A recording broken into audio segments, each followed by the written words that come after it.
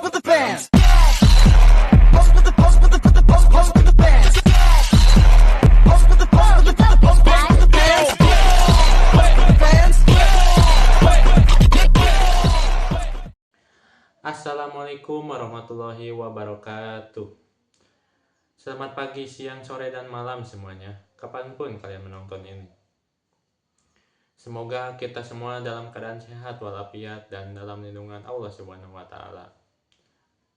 Yang terhormat Bapak Fajar Kusumah MPD selaku dosen pengampu pendidikan PKN dan rekan-rekan kelas 1D dan warga Unsab semuanya yang saya cintai dan saya banggakan.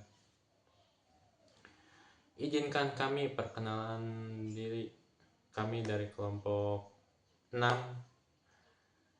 yang beranggotakan saya Deviana Yasir Jailani selaku moderator dan rekan-rekan presentator saya Gina Siti Nur Rasidah. Saya Reina Siti Nur Paujia. Saya Rizky Agung Gumelar. dan kami akan membahas hak dan kewajiban warga negara. Oke, tanpa berlama-lama, mari kita langsung ke materinya. Baik, terima kasih. Pertama, yang saya akan jelaskan ini yang pertama saya akan jelaskan di sini adalah ada pendahuluan. Nah, warga negara adalah orang yang memiliki kewarganegaraan suatu negara dan dengan hak dan kewajiban suatu hukum. Warga negara adalah anggota resmi dari suatu negara yang memiliki status hukum serta hak dan kewajiban yang diatur oleh undang-undang negara tersebut. Sederhananya, warga negara adalah orang yang diakui oleh negara sebagai bagian dari negara itu. Selanjutnya, berdasarkan Undang-Undang tahun 1945, warga negara adalah mereka yang lahir dari orang tua Indonesia atau melalui proses naturalisasi. Hak dan kewajiban saling terkait untuk menjaga stabilitas negara dan kesejahteraan masyarakat. Jadi, anak dari orang tua WNI, misalnya seorang anak lahir di Indonesia dari ayah dan ibu sama-sama WNI, dia otomatis jadi WNI menurut ketentuan pewarisan kewarganegaraan. Tapi bisa juga misal anaknya ini campuran dari WNI dan WNA. Misal seorang ayah WNI menikah dengan ibu warga negara Jepang misalnya. Dan anak mereka lahir. Anak bisa menjadi WNI namun karena bisa mendapatkan kewarganegaraan Jepang juga, maka saat berusia 18 tahun dia harus menyatakan pilih salah satu dari kewarganegaraan agar tidak berkewarganegaraan ganda terus-menerus. Baik, di sini juga saya akan menjelaskan apa itu naturalisme orang asing. Misalnya, seseorang dari Malaysia atau negara lain tinggal di Indonesia secara legal minimal 5 tahun terus-menerus, dapat berbahasa Indonesia, sehat, punya pekerjaan, dia bisa mengajukan permohonan menjadi WNI melalui naturalisme. Baik, di sini saya akan menjelaskan hak warga negara. Hak adalah jaminan yang diberikan negara kepada warga untuk melindungi kebebasan dan kesejahteraan. Berdasarkan UUD 1945 pasal 27 dan 34, hak ini meliputi hak asasi manusia atau HAM, seperti hak hidup, hak berpendapat, dan hak atas dasar pendidikan. Sedikit menambahkan, hak adalah sesuatu yang berhak diterima oleh seseorang, baik sebagai manusia, anggota masyarakat, maupun warga negara. Yang ke-1 ada hak atas kehidupan. Hak atas kehidupan berarti setiap manusia berhak untuk hidup dan tidak boleh dirampas nyawanya secara berwenang-wenang. Contohnya, pelindungan dari pembunuhan atau kekerasan. Yang kedua, hak atas kebebasan bergerak, berpikir, dan berpendapat. Jadi, setiap orang itu berhak untuk bergerak, berpikir, maupun berpendapat. Nah, yang kedua ada hak untuk tidak diperbudak terdapat pada pasal 28B. Ayat pertama berbunyi, setiap orang berhak membentuk keluarga dan melanjutkan keturunan melalui perkawinan yang sah. Perkawinan ini harus dilakukan secara sah, yaitu sesuai hukum yang berlaku, baik hukum agama, negara, atau peraturan lainnya. Nah, ayat 2 ini berbunyi, setiap anak berhak atas kelangsungan hidup, tumbuh, dan berkembang, serta berhak atas perlindungan dari kekerasan dan diskriminasi. Pasal ini menegaskan bahwa hak anak adalah bagian dari hak asasi manusia. Anak berhak hidup, tumbuh, dan berkembang secara wajar. Negara, orang tua, dan masyarakat wajib melindungi anak dari kekerasan, perlakuan tidak manusiawi, diskriminasi, dan penelantaran. Lalu yang ketiga ada hak atas pendidikan dan pengajaran pada pasal 31 yang berbunyi, setiap warga negara berhak mendapat pendidikan. Ayat 2, setiap warga negara wajib mengikuti pendidikan dasar dan pemerintah wajib membiayainya. Lalu ayat yang ketiga, pemerintah mengusahakan dan menyelenggarakan satu sistem pendidikan nasional yang meningkatkan keimanan dan ketakwaan serta akhlak mulia dalam rangka mencerdaskan kehidupan bangsa yang diatur dengan undang-undang.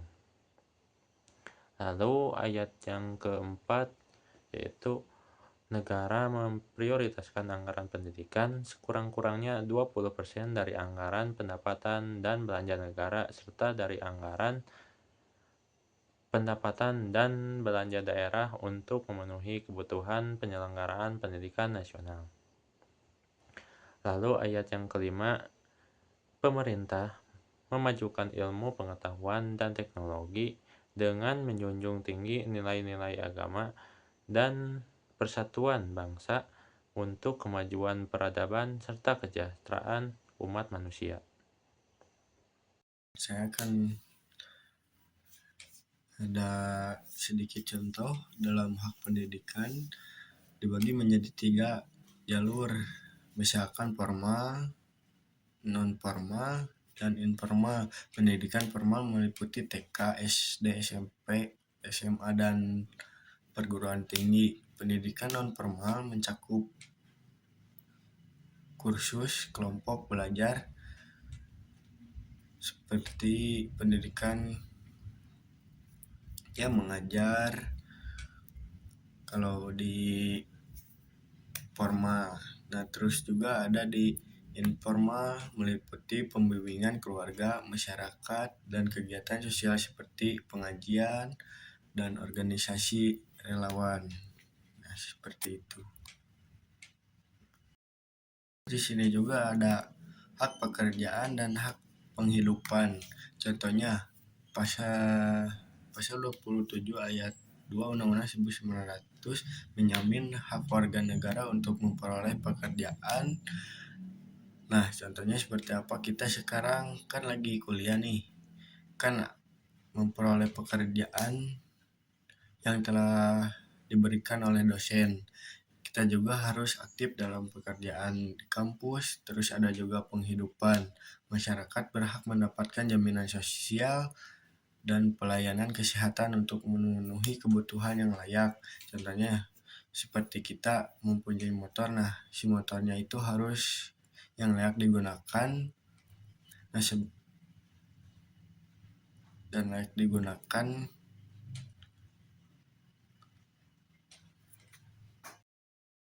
Terus ada juga kewajiban adalah tanggung jawab yang harus dipenuhi warga untuk mendukung negara dan masyarakat berdasarkan Undang-Undang 1945. Kewajiban ini meliputi taat hukum, bela negara, dan partisipasi sosial. Kewajiban warga negara adalah hal yang harus kita lakukan demi menjaga ketertiban dan keberlangsungan negara, seperti mematuhi hukum, membayar pajak, dan ikut menjaga lingkungan. Kewajiban ini penting agar hak semua orang bisa tetap terlindungi. Kewajiban dasar yang pertama, taat pada hukum dan peraturan negara.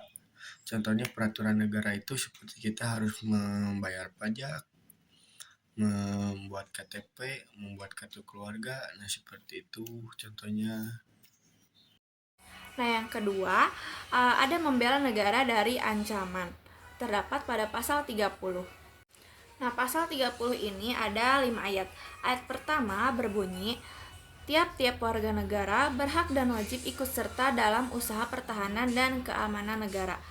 Jadi, semua warga ini berhak ikut membela negara. Pada saat tertentu, misalnya keadaan darurat, warga negara juga wajib ikut pertahanan. Bentuknya bisa berupa bela negara, pendidikan keamanan, dan kesiapsiagaan. Pasal 30 ayat 2 berbunyi, usaha pertahanan dan keamanan negara dilaksanakan melalui sistem pertahanan dan keamanan rakyat semesta oleh TNI dan Polri sebagai kekuatan utama dan rakyat sebagai kekuatan pendukung.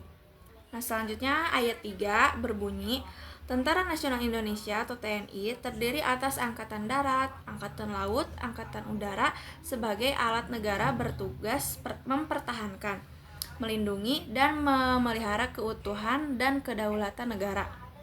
Jadi, TNI ini tugasnya mempertahankan NKRI, menjaga kedaulatan, melindungi negara dari ancaman militer atau luar negeri. Nah, pasal 4 berbunyi, Kepolisian Negara Republik Indonesia atau Polri sebagai alat negara yang menjaga keamanan dan ketertiban masyarakat, melindungi, mengayomi, dan melayani masyarakat serta menegakkan hukum. Jadi, Polri ini bertugas menjaga keamanan dalam negeri, misalnya menjaga ketertiban, menegakkan hukum, melayani, dan melindungi masyarakat. Nah, yang terakhir, ayat 5 berbunyi, susunan dan kedudukan TNI, Polri, hubungan kewenangan TNI dan Polri di dalam menjalankan tugasnya diatur oleh undang-undang.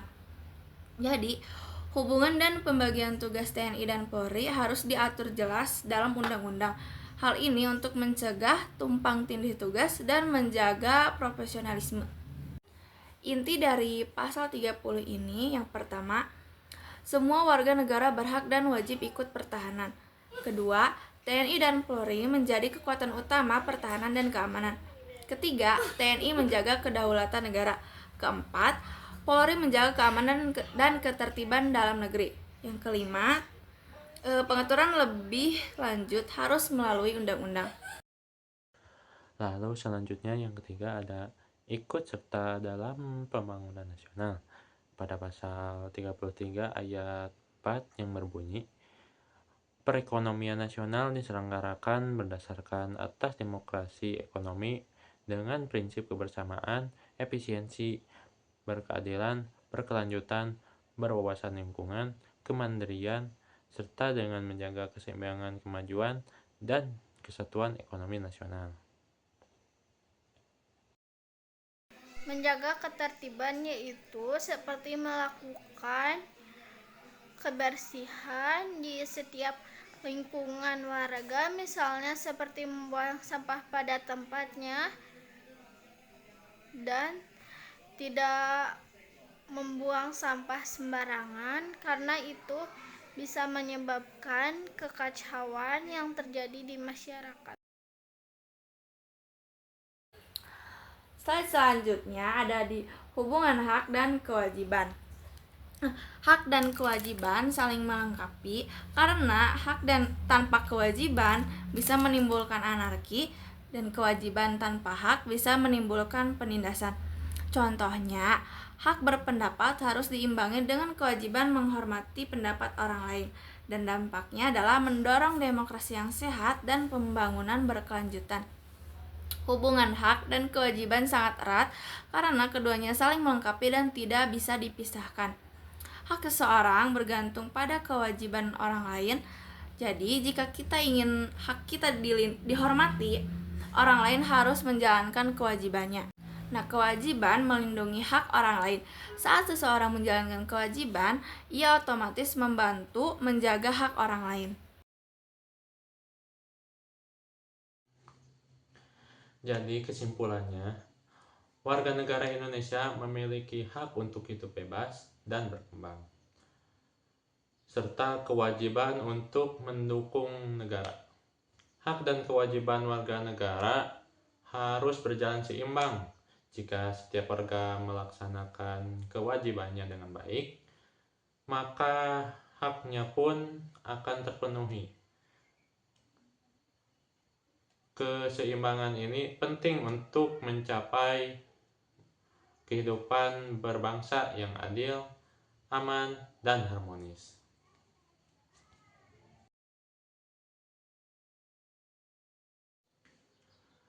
Oke, mungkin cukup sekian presentasi dari kami. Mohon maaf bila ada kesalahan maupun dari penyampaian materi, perkataan maupun perbuatan kami. Wabillahi taufiq wal hidayah. Wassalamualaikum warahmatullahi wabarakatuh.